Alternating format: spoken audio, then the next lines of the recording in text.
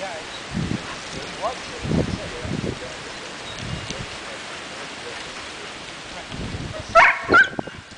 Sit, stay.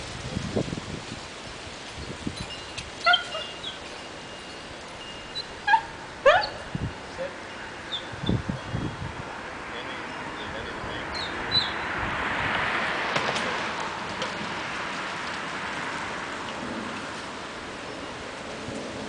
Going.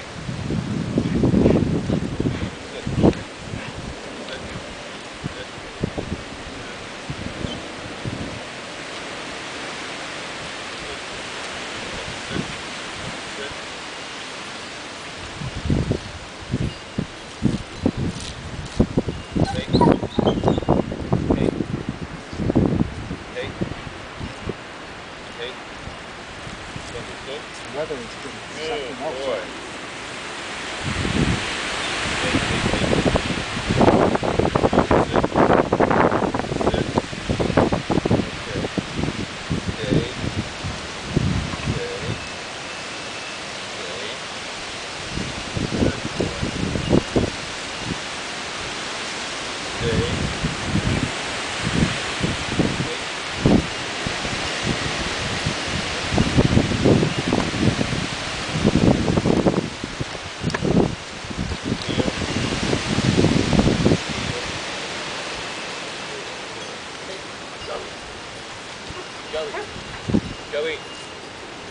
Go eat. Okay. Still offering resistance to authority. Now he tries to dip in my hands.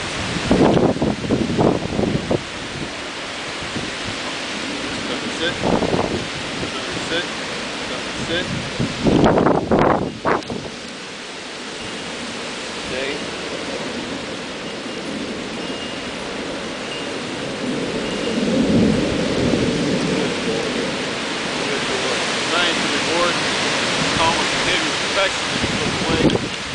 So we'll return him back to the sitting position.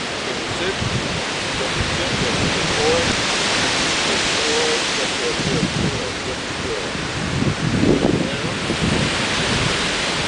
Now eat. You notice as soon as he tried to control my motions with his paw, I broke off what we were doing. I stood up. I got him walking around to break his attention on what he was thinking and redirecting him to a sit.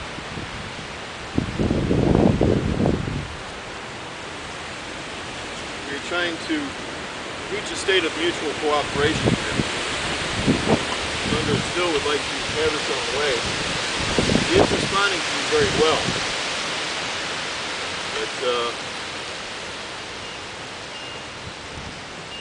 good boy. That's a good boy. Thunder down.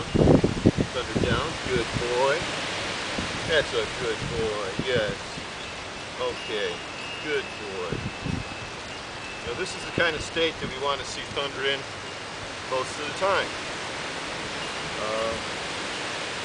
There's not a lot of distractions going on today, which is kind of working in my favor.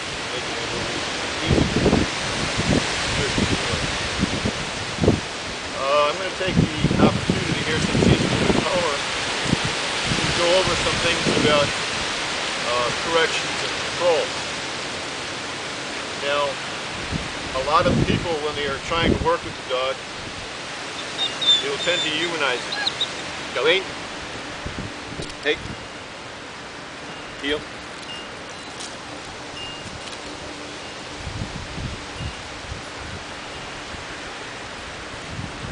Good boy. Thunder sit. Thunder sit. Heel.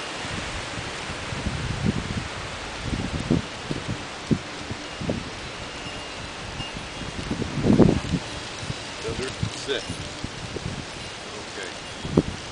Because we tend to humanize our pets, we put human emotions and responses that aren't really there, and they're often misinterpreted by the dog as a sign of weakness or vacancy in the hierarchy, the leadership of the pack.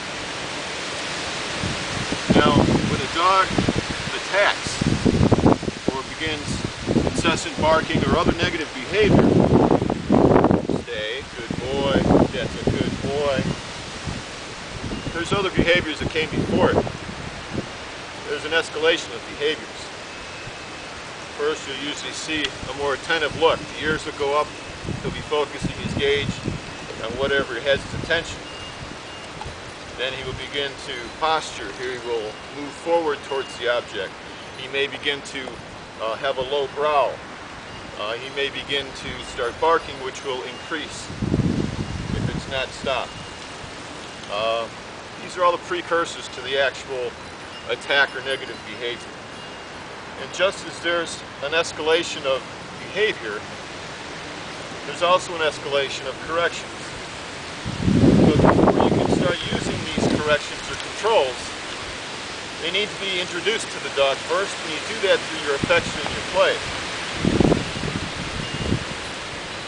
There's a number of things that Thunder's parents would naturally do in a pack situation. When Thunder's behavior is inappropriate, they will come over and they will try to control him. They will try to push him down to the ground with their paws, putting him into a submissive posture. If that doesn't work, the mother or the superior dog will go for the neck. They will grab this extra skin that's back here, and they will try to use that to get him down to the ground. And if that fails, then they proceed to nipping the ears and the snout.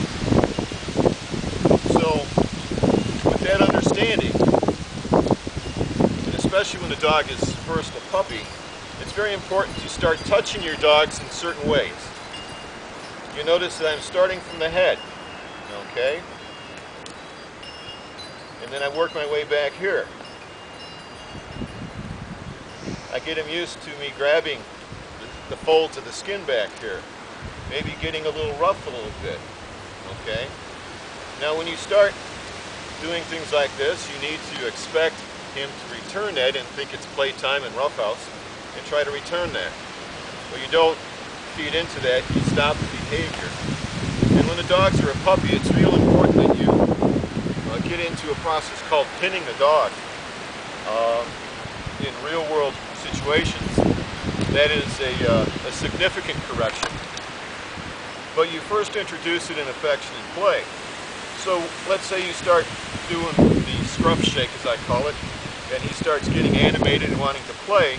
You would simply roll him over on his side if you can, gently but firmly hold him in place until he calms down, avoiding engaging the mouth so that he doesn't nip at you. But if he continues with that, the next stage is to grab the muzzle and hold his mouth closed and keep him in that position. Now, I have to put a caveat in this, and that you have to be aware of your dog's emotional state.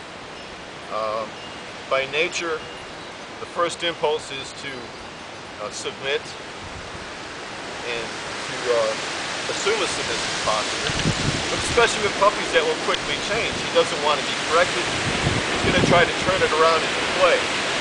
So when he does that, you don't engage in play, you put it into something else. You get him into a walking practicing your technique. So since he's kind of rolling over, I'm going to take him like over completely. That's a good boy. That's a good boy. Just right here is a completely submissive posture. Taking it one step further, he would roll over and expose his underside. Okay? So you need to be able to touch your dog in these areas, putting him in that submissive posture. Not encouraging touching the paws. And again, going through the strip right here around the snout. Okay?